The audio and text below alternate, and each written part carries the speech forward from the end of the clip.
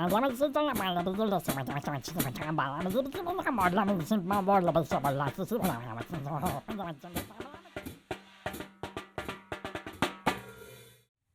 back to Communicology. Today I'd like to continue talking about media bias and the issues that might come from it and some of the things that we can do to either combat it or maybe even, dare I say, embrace it.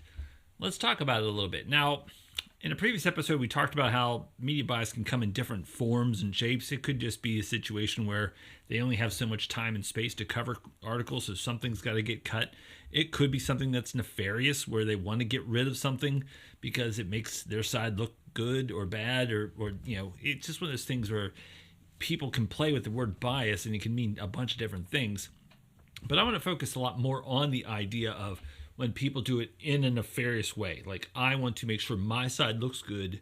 I want to make sure the other side looks bad. So I'm only going to cover things that do those things to that effect. That's something that we're typically aware of when we think of media bias. So that's what I want to focus more on today. Now, the idea of media bias is actually a fairly quaint thing that we in America really think about and wrestle with. Other countries do to some extent, but there are lots of countries around the world, that believe in media bias as a normal thing. It's just a part. So if you want to get left-wing news, you go to this place. If you want right-wing news, you go to this place. If you want green environmental things, you go to this place. If you want libertarian, you go to this place. And that's just the way it is. And you just go to wherever your news source happens to be that tickles you and makes you happy to hear. Now, that's one thing, outside this country. Now, inside this country, we have this notion, and like I said, it's kind of quaint, that the idea that news should be unbiased. As we talked about before, of course, it's impossible to be unbiased. You're going to have some level of bias. You can do your best to professionally be as objective as possible, but you're never going to fully get rid of it. It's just not possible. You're a human being. Now, when it comes down to the idea of it, that where we feel insulted is when people say, oh, no, I am unbiased. I'm a journalist. I'm professional. I'm unbiased. So instantly we know you're lying. So let's just move on from there and take the next step forward. Now, the idea of this quaintness, as I called it, is that it's only a recent thing. We like to think that ever since like the dawn of America or the dawn of time, news has been unbiased. It just hasn't been true. If you go back and look at early, news coverage in this country, you'll find out it was horrendously biased. And it was, it was one of those things that was almost a fantastic blood sport. If you go back and look at early political cartoons and some political columns and headlines, you'll think that today's stuff is like super tame. I mean, it's incredible how far afield some of their things went in early news reporting in this country. Now, again, it's one of those situations where it didn't take much to do your own news. So citizen journalism was a very common thing. So, I might have my own, news where I write down the things that I want to do and create what's called broadsides or broadsheets, where it's just basically paper that has my stories of the day. So I would set up my printing press, because, again, it wouldn't be uncommon to have a small printing press if I was, fairly well-to-do. I don't have to be rich, but, well-to-do. Arrange all the type, print the articles, and then run out with my stack of papers and just hand them out to people. And lots of people could do those kind of things. Again, there's no standards. There's no accountability. It's just, if I'm successful, people want to pick up my news. If I'm not successful, then people don't want to pick up my news. So again, you just have all these different people putting out whatever they want out there. Now, the people who are really successful start growing it and start becoming bigger. And you see the concept of newspapers in America starting to become a really common thing. Well, as newspapers grow, they end up buying other newspapers and they grow bigger. And then so you start having these big professional news, companies start to become a thing. And, well, they have a demand for actual professional writers and journalists. So that's where you start seeing academia coming in to the picture and start creating things like journalism programs. So today we're used to J schools being a normal thing. Back then they weren't. So now all of a sudden here they are. And as the country starts absorbing more and more news from these bigger papers, there starts to become a desire to see some type of standard out there. And of course, news organizations like to have some kind of standard inside their own house too. So that's where you start seeing all these different style guides and codes of ethics that come into play. Now, obviously, now we're currently under things like the Associated Press in their style book with their code of ethics. Of course, Reuters have theirs. AFP has theirs, BBC has theirs. All these different, larger scale companies have their own. Now, from there, they start moving into these codes of ethics, and they start talking about things like seeking truth, being fair, and then that leads, of course, obviously to the idea of being impartial to cover a story properly. That's when we start seeing cemented. So once we start seeing corporatized media, that's when code of ethics come to be. That's when we start getting the concept of having some kind of standards as far as being fair and, dare I say, unbiased. Well, those of us who are, above 40 years old, have only ever known corporate media. And it's, only recently have we started seeing the fracturing of corporate media. And then we get to see how it broke up into, blogs first and then other social media products. And now it's getting to the part where we've got people on YouTube doing their own thing, and also on TikTok and Instagram doing their own thing and covering news however they want. To the point of, even when I talk to my students, like, hey, if there's a fire truck outside and you pull out your phones and start covering it and put it on your TikTok, are you not doing journalism? I mean, you're reporting a news event. And they stop and pause for a second and think, well, why would that not be considered news? Because, it fits the profile. Now, again, people who are 40 and older go, but that's not news. It's going to come from an actual journalist. It's going to come through a journalist who went through a J school and is credited. No, that's not how it works, because that's not how our country started. Our country started with a whole bunch of citizen journalists that became institutionalized, and then now it's fractured again. So the idea of it has to be unbiased is only this middle part of the country where we start talking about the idea of having the institutionalization of news. Early country, biases all get out. Current, biases all get out, with the dying remnants of corporate media, what we call the legacy media, still about and around today. So people who are under 40, people who are under 30, all they've really known in their existence is the idea of a fragmented media with the little cute old remnants left over of that legacy media stuff that only grandparents watch in their heads. So it's one of those things that we've changed a lot in what we consider media in the country and how we consume it. So the idea, though, comes again that is it okay to have biased sources then? Just like we did in the beginning of the country. And believe it or not, I don't have a problem with it.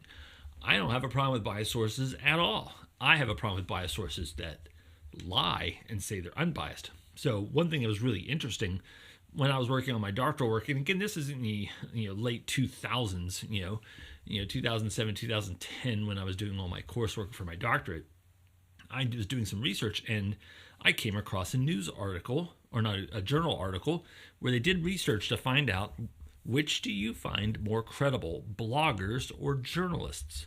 Now, this was interesting to me because blogging, especially if you pay attention to blogging, it really ramped up in the 2004 election, especially with Howard Dean, trying to run for president. That came out of nowhere because he had this huge base of people who were blogging on his behalf, and they were known as the Deaniacs, and they created all this momentum nationally, and the corporate media had no idea what happened.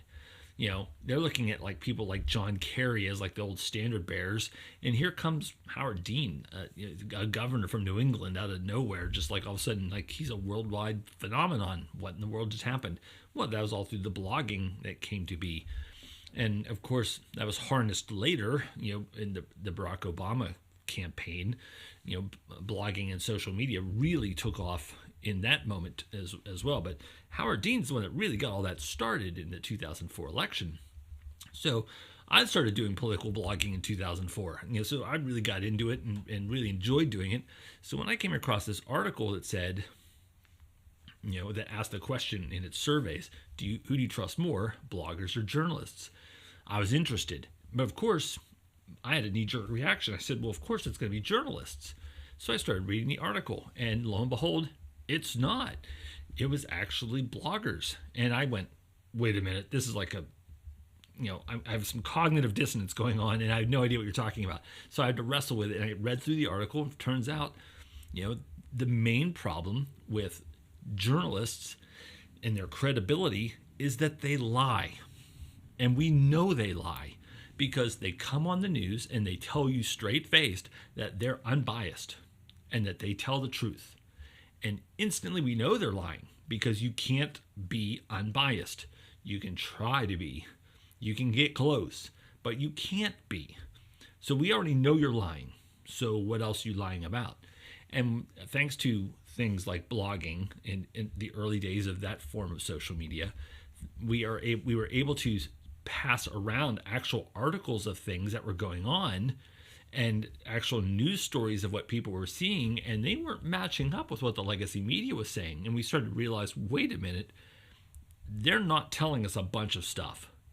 And they're also sugarcoating it for their guys and also going extra negative for their opposition.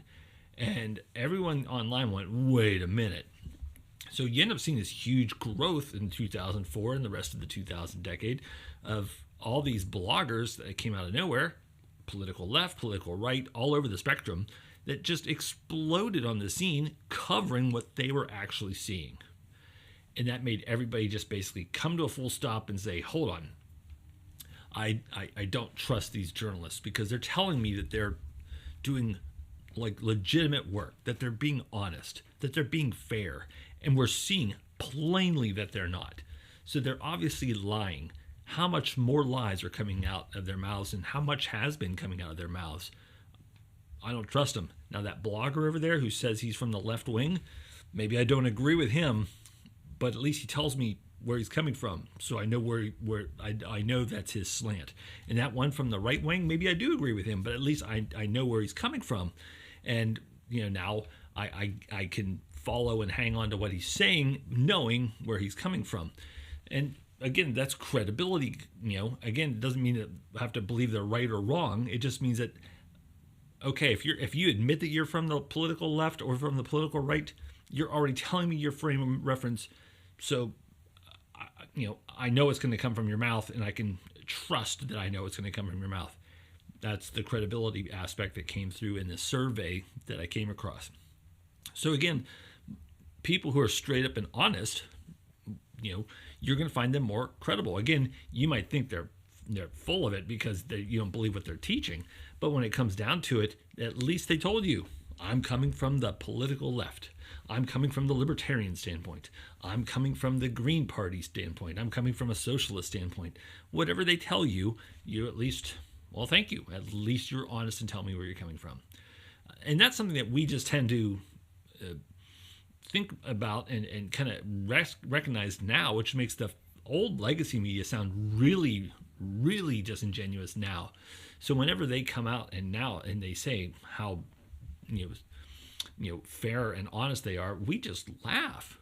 I mean, if you look at survey after survey of the past decade, 20 years, you'll see like this perfect cratering of the Americans' view of legacy media. I mean, it's really bad if we think a used car salesman is more credible than you. It's really bad when we think a member of Congress is more credible than you. The watchdogs, the people who are supposed to be paying attention and looking out for us, the people, against people like Congress, they're bigger liars than the people in Congress. So we don't trust you at all.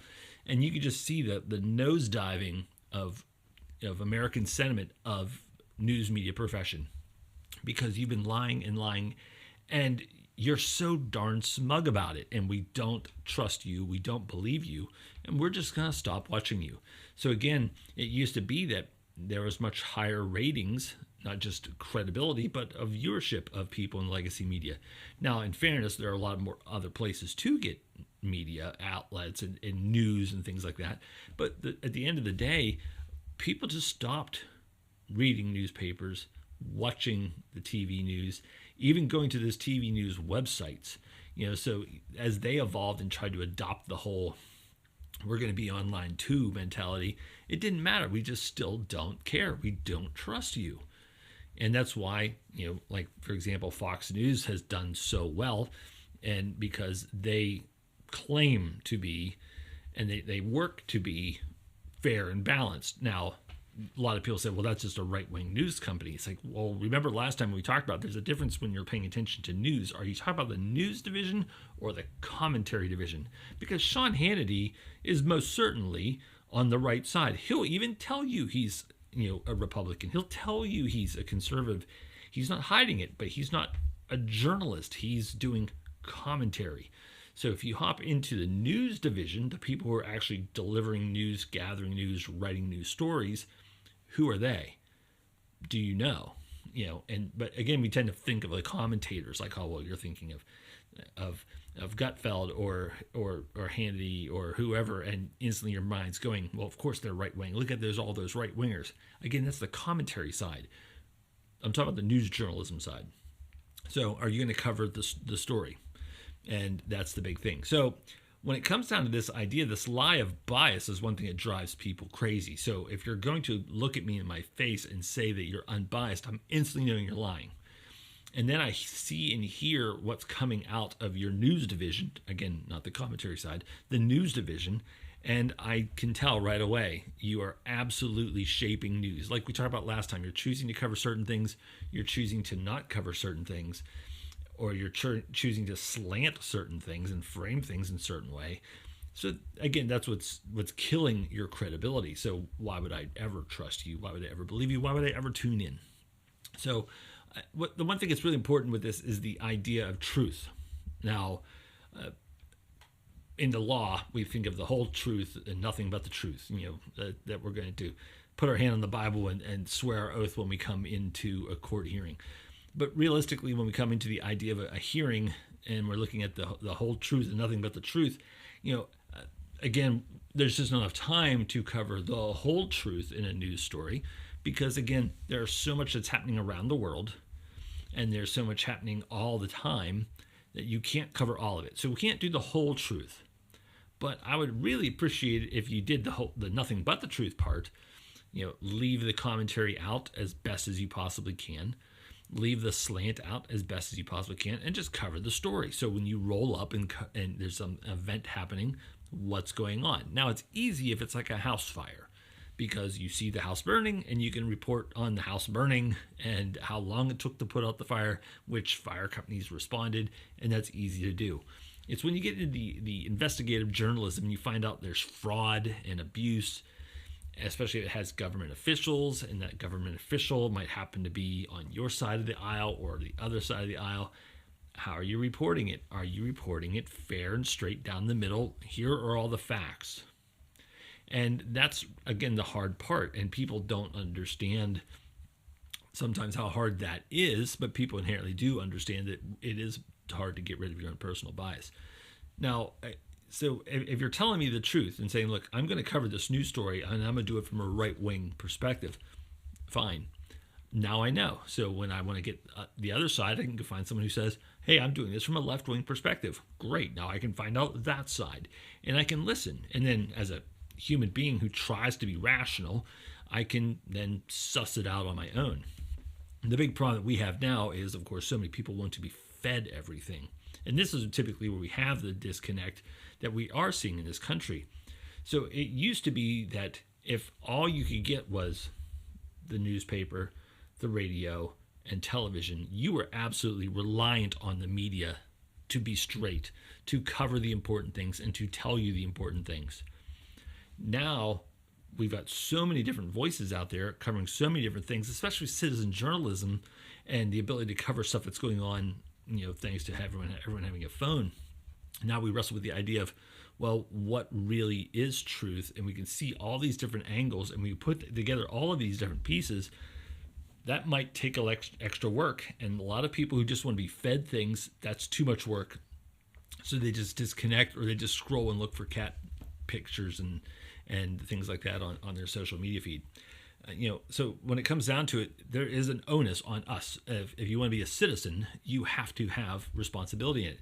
It's one thing to yell and point fingers at journalists for not being good journalists or for being biased, but at the end of the day, you have a responsibility. To be a good citizen requires more than just passively lapping up whatever's placed in front of you. You have to actively seek, you have to actively think and pay attention to things, and not get stuck in the echo chamber that we often find ourselves into, where we're only getting news from one side and we never pay attention to all the different sides. And again, it's also a false thing to think of having just two sides, because there are multiple sides to every story. So it's important to gather as much news as possible and then think. And then once you do find people that you can actually trust, pay attention to them, reward them with your views and your clicks. That way they can continue doing their work. And the ones that are doing it very poorly, the ones that are very untrustworthy, the ones who aren't good at their jobs, don't reward them. Even if it's just hate viewing, just because, well, I want to see what they're up to and what they're saying. Like, if they're not trustworthy, don't click, don't follow, don't subscribe. Let those ones die off, and let good journalists then have the space to rise up and fill in the gap. So that's what I have for you today. So thank you very much for tuning in. As always, please like, share, and subscribe. If you didn't like what you heard, that's okay. Thanks for tuning in anyway. But I'll see you next time on Communicology.